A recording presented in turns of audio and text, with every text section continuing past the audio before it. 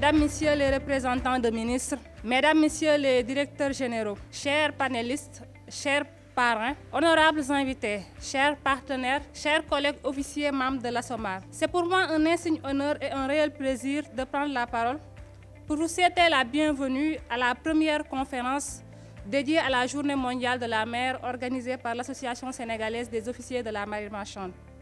Créée depuis 2017, l'ASSOMAR se veut un support institutionnel de qualité pour la bonne marche des activités économiques et le développement de tout notre pays, tout en préservant l'environnement marin. Chère assistance, nous nous réunissons aujourd'hui à un moment charnière du secteur maritime. Comme nous le savons tous, les progrès des travaux pour l'exploitation du pétrole et du gaz commencent à façonner de nouvelles perspectives qui auront sans doute un impact sur le contenu local avec les milliers d'emplois qui seront accessibles, sans oublier les gains de productivité. Cependant, il faudra noter que ces transformations structurelles du secteur maritime vont impacter l'environnement marin du fait des marchandises transportées, des substances nuisibles et nocives présentes à bord, des eaux usées et déchets solides produits, ainsi que des gaz à effet de serre libérés.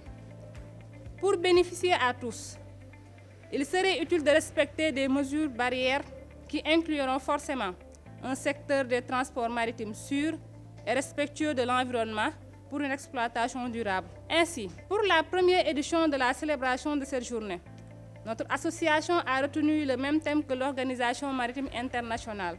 50 ans après Marco Polo, notre engagement continue. Thème qui répond à la conjoncture actuelle qui prévaut dans le secteur maritime sénégalais. Pour rappel, Marco Polo est la Convention internationale pour la prévention de la pollution par les navires, composée de 6 annexes, continuellement révisées dans le temps pour suivre l'impact du transport maritime international évolutif. Elle est toujours un guide important dans la préservation du milieu marin et de l'environnement. Ainsi, le Sénégal a ratifié 5 sur ces 6 annexes de Marco Polo 73-78. 50 ans après sa ratification, nous célébrons Marco Polo. Mais c'est également l'occasion de souligner notre engagement à nous appuyer sur les fondations existantes alors que nous nous dirigeons ensemble vers un avenir plus radieux. Dans cette optique, les différents points inscrits à l'ordre du jour de cette rencontre abordent les différents aspects de la Convention sur le plan international, national et sectoriel. À la fin de cette conférence, nous espérons que nos brillants panélistes nous auront élucidé sur de nombreux aspects de la prévention et même de la lutte contre la pollution marine. Par ma voix, le bureau de l'association vous remercie de votre présence. Bonne suite de programme.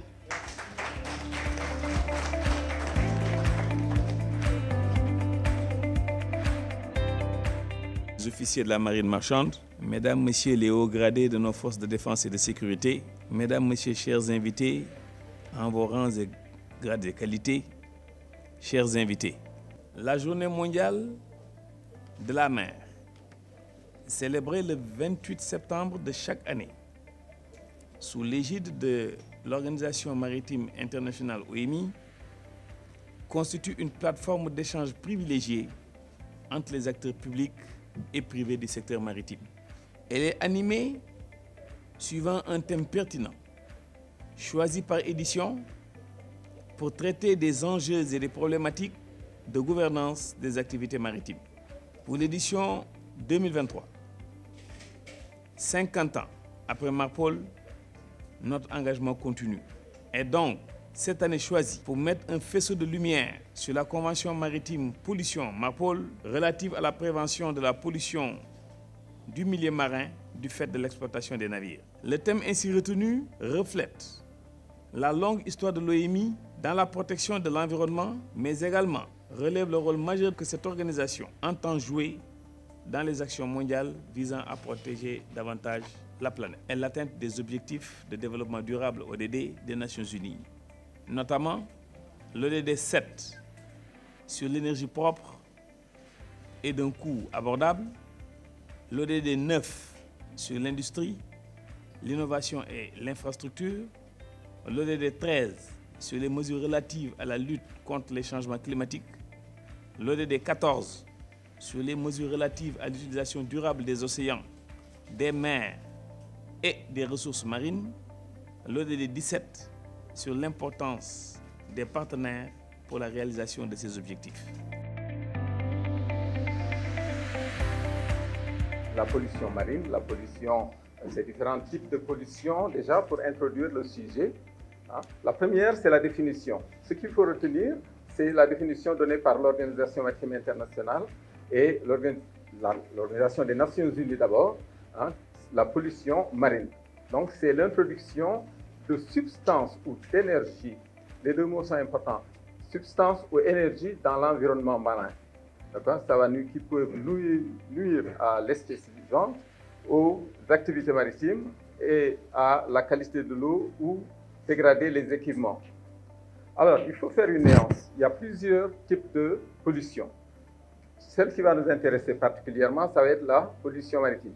Mais la pollution de la mer, la pollution marine, va être influencée par ce qu'on appelle la pollution tellurique, d'origine tellurique, donc de la terre, qui va se déverser à travers les rivières, etc., sur la mer, sur l'océan. La pollution marine étant la contamination générale des océans, alors que la pollution maritime va être liée aux activités de navigation, de l'offshore, par exemple, et du transport maritime en mer.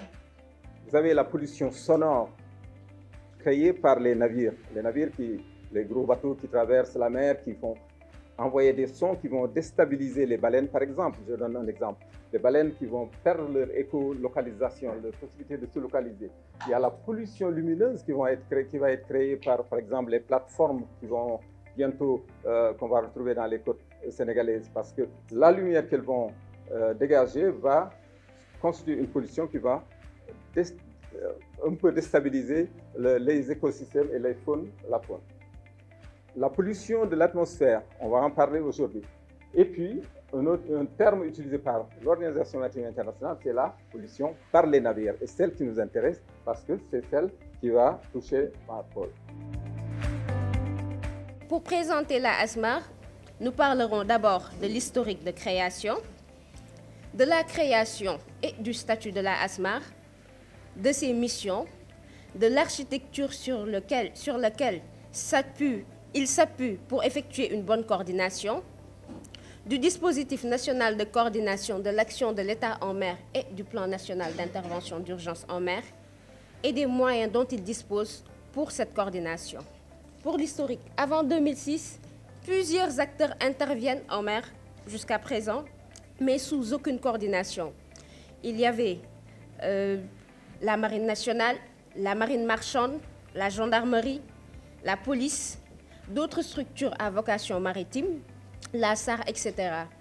Ce qui était noté, c'est qu'il y avait une absence de vision et un cloisonnement quasi total. Chaque structure était focus sur ses missions en mer. Par la suite, il y a eu le naufrage, le Joola.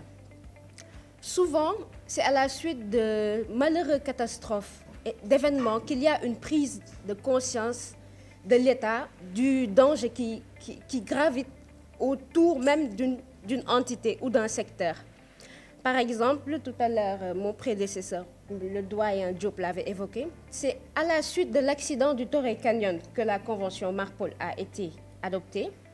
Ensuite, cette convention a été amendée à la suite de l'accident de l'Amaco-Cadiz. Dans le domaine de la sûreté, c'est à la suite des événements du Wall Street Center qu'on a eu le code ISPS. Dans le domaine de la sécurité, c'est à la suite du naufrage du Titanic qu'on a pu avoir le SOLAS.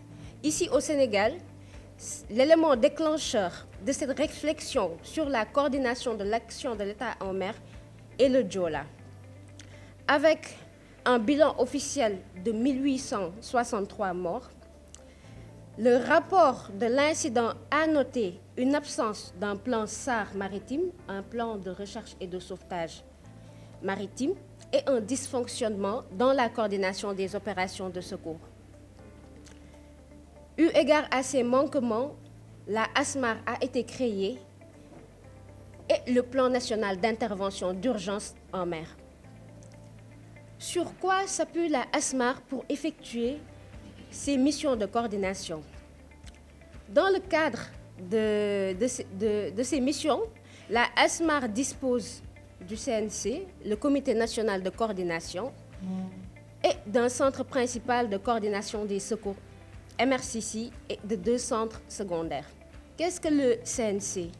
Le CNC est un organe interministériel d'expertise qui regroupe toutes les administrations qui ont des compétences en mer. Ce CNC peut être ouvert aux administrations, aux structures privées qui ont des expertises sur l'événement qui a créé la situation d'urgence. Par exemple, en cas de pollution, le CNC peut être ouvert aux structures de remorquage s'il s'avère qu'ils ont des compétences à faire valoir dans la lutte contre une pollution, notamment l'installation de barrages, l'utilisation de dispersants, de moyens de lutte comme les écrémeurs, etc. Ce CNC se réunit trimestriellement et chaque fois que de besoin pour examiner des questions d'intérêt général. À côté du CNC, le SG de la ASMAR dispose également d'un MRCC qui a pour mission de veiller 24 heures sur 24 sur le domaine maritime, recevoir des signaux de détresse, surveiller le trafic maritime côtier, assurer une bonne coordination des moyens engagés, coordonner les opérations de recherche et de sauvetage, assurer des communications fiables avec les navires, détecter à temps les risques et les menaces d'origine maritime et diffuser l'information nautique. Donc la politique environnementale COSAMA commence d'abord parce qu'au début du COSAMA, l'objectif premier, c'était de mettre une compagnie aux normes. Mettre une compagnie aux normes veut dire une compagnie qui est certifiée.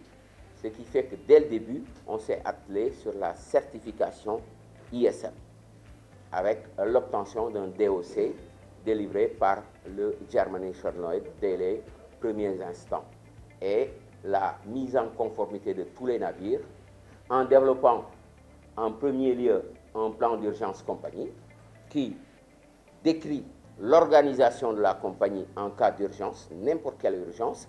Il y a un plan d'urgence qui est aussi bien à terre que dans les navires, ce qui permet de définir les fonctions et les rôles de tout un chacun lorsqu'il y a une situation d'urgence, que ce soit une collision, que ce soit un incendie ou un abandon, etc., etc.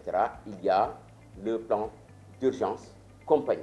Ensuite, nous avons mis en place d'autres plans pour lutter contre la pollution. Des procédures ont été mises en place contre les hydrocarbures et les produits chimiques. Et ce plan, c'est les plans SOPEP.